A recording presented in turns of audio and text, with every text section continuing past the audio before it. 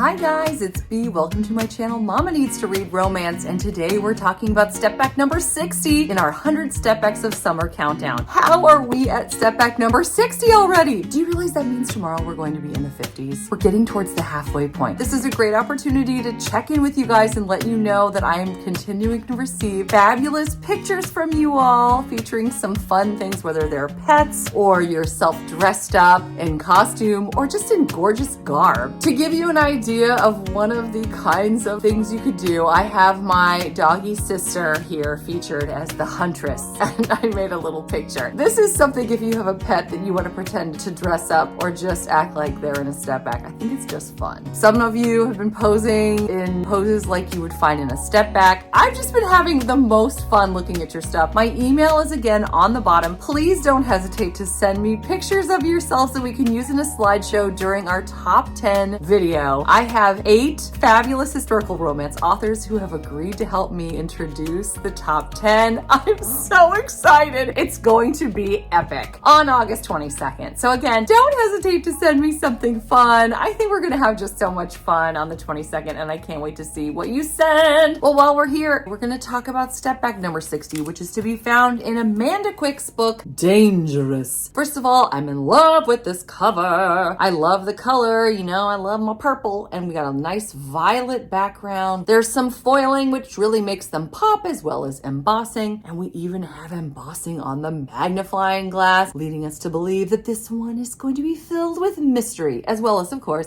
danger, hence the title. Let's open the book and see what this Stepback has in store. We've got a 1-pager here that still packs as much punch as many 2-pagers I've seen. This one brought to us again by, you've guessed it, the artist Pino in 1992. I see a lot of lace and curtains that are taking up a great deal of the top, but I am absolutely in love with the way that the two of them are holding one another in bed together. That really, of course, I think is the showstopper. The way she's holding the back of his head, you see that muscled back, this beautiful man holding her arm, his other arm around her. I love how her hair is laid across the pillow. What is not to love here? It just screams romantic interlude. Our heroine is featured prominently though in the foreground. She's carrying glasses, which I find interesting. We're going to find out the significance of those, I believe, very soon. I love the flowers in her hair, the way it's swept up. That gown has many intricate details, such as little crystals it appears around the collar. I love the way that it's ruched on the side. It's kind of pulled up. I wish I could see more of the gown because I feel like it's just insanely gorgeous. We just don't get to see enough of it. Our gentleman looks very serious, despite the fact that he has a cat sitting on his knee, like you do. I love his costume, though. I don't know that I ever see someone so full frontal, if that makes sense. That sounds wrong, doesn't it?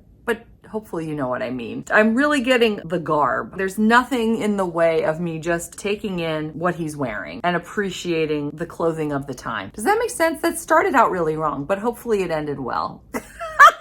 Let's go to the foreground. We have, as Pino loves to do, some beautiful flowers. The trees in the background, though, are bare, leading us to believe that perhaps this is a fall or winter setting. There's a carriage, a gentleman outside. I'm not sure what he's doing. Maybe he's opening it, but I find it interesting that Pino decided to include a gentleman standing outside the carriage. We've got the horses there, as well as a beautiful manor home, which we would assume is deep in the country. Let's scan through this whole thing again as we find out what this book is about.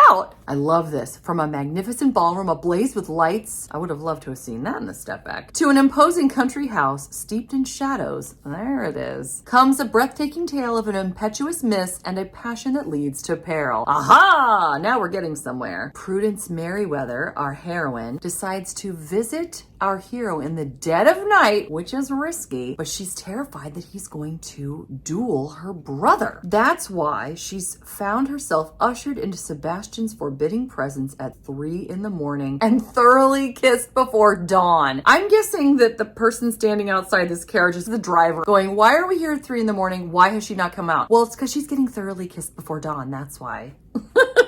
She was a country-bred innocent and an intriguing experience for a man who dwelt more in the shadows than in the sunshine. Is this kind of a Beauty and the Beast retelling? That's sort of what I'm getting from this. I love this, but yet as her boldness drew Prue, as she's called, I love that, into one dangerous episode after another, Sebastian found himself torn between a raging hunger to possess her and a driving need to protect her. And the reckless beauty would soon need all the protection she could get because it's dangerous.